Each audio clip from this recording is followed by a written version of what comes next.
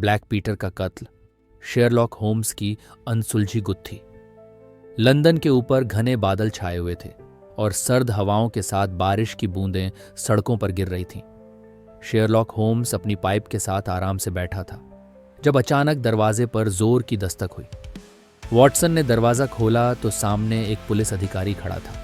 उसका चेहरा घबराया हुआ था। श्री होम्स, हमें आपकी तुरंत मदद चाहिए। एक बेहद खौफनाक हत्या हुई है, पुलिस अधिकारी बोला। ब्लैक पीटर को उसके केबिन में मारा गया है और हमें कोई सुराग नहीं मिल रहा। ब्लैक पीटर कौन था? पीटर कैरी, जिसे सब लोग ब्लैक पीटर के नाम से जानते थे, एक खतरनाक नाविक था। वह अपनी बर्बरता और हिंसक स्वभाव के लिए मशहूर था। वह लंदन से दूर एक छोटे से केबिन में रहता था जो घने जंगल के बीचों बीच था।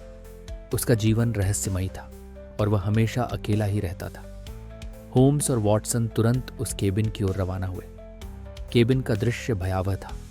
ब्लैक पीटर की लाश दीवार से छेद की हुई थी, मानो किसी ने उसे एक हारपून से छेदा। पूरा केबिन अस्त व्यस्त था और दरवाजे के पास एक खाली तिजोरी रखी थी। होम्स ने केबिन का हर कोना छान मारा। तभी उसे केबिन के बाहर मिट्टी में एक बड़ा जूते का निशान मिला। यह कोई सामान्य आदमी नहीं था, होम्स ने कहा। कातिल काफी ताकतवर था। इसके अलावा होम्स को एक डायरी का पन्ना मिला जिसमें कुछ नाम और तारीखें लिखी हुई थी। उन तारीखों में से एक तारीख खास तौर से महत्वपूर्ण थी, 13 जुलाई। यह तारीख ब्लैक पीटर के सबसे हाल के व्यापारिक सौदे की थी और इस पर कोई बड़ा राज छिपा हुआ था। होम्स ने जल्द ही यह पता लगाया कि हत्या के दिन एक और व्यक्ति उस केबिन के पास देखा गया था, नीलसन जॉन, जो ब्लैक पीटर का पुराना साथी था। होम्स ने नीलसन का पीछा किया और उसे अपने जाल में फंसा लिया।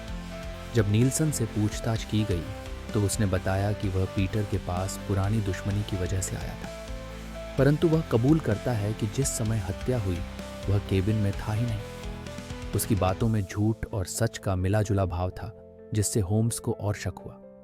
होम्स की जांच गहराई में जाने लगी।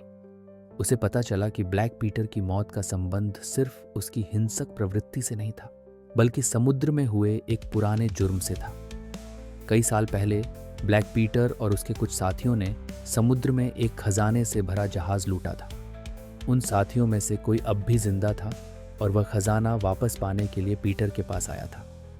होम्स को यह भी पता चला कि हत्या के समय एक और नाविक, पैट्रिक केयर्न, भी उसी इलाके में देखा गया था। पैट्रिक और पीटर के बीच किसी मुद्दे पर लंबे समय से विवाद चल रहा था और यह विवाद अब घातक मोड़ पर पहुंच चुका था। होम्स ने एक चालाकी भरी योजना बनाई। उसने केबिन में सभी संदिग्धों को इकट्ठा किया और उनके सामने कहा, कातिल तुम सबके बीच मौजूद है और मुझे पता है कि उसने यह क्यों किया। तभी एक अचानक उबाल के साथ नीलसन ने अपनी गलती स्वीकार कर ली। उसने बताया कि ब्लैक पीटर ने उसे और पैट्रिक केयर्न को धोखा दिया था और वह लूटा हुआ खजाना छिपाकर अकेले रखना चाहता था। पैट्रिक ने क्रोध में आकर ब्लैक पीटर को हारपून से मार दिया और वहां से भाग गया। शेरलॉक होम्स ने इस जटिल गुत्थी को सुलझा लिया था। ब्लैक पीटर की मौत किसी संयोग या गुस्से का नतीजा नहीं थी, बल्कि यह पुरानी दुश्मनी और लालच का परिणाम थी।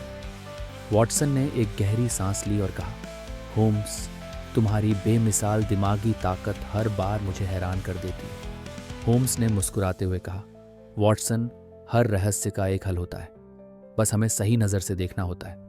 बारिश अब भी हो रही थी और लंदन की गलियों में सर्द हवाओं के बीच रहस्य की नई कहानियां छिपी थीं, जिनका सामना होम्स करने को तैयार था।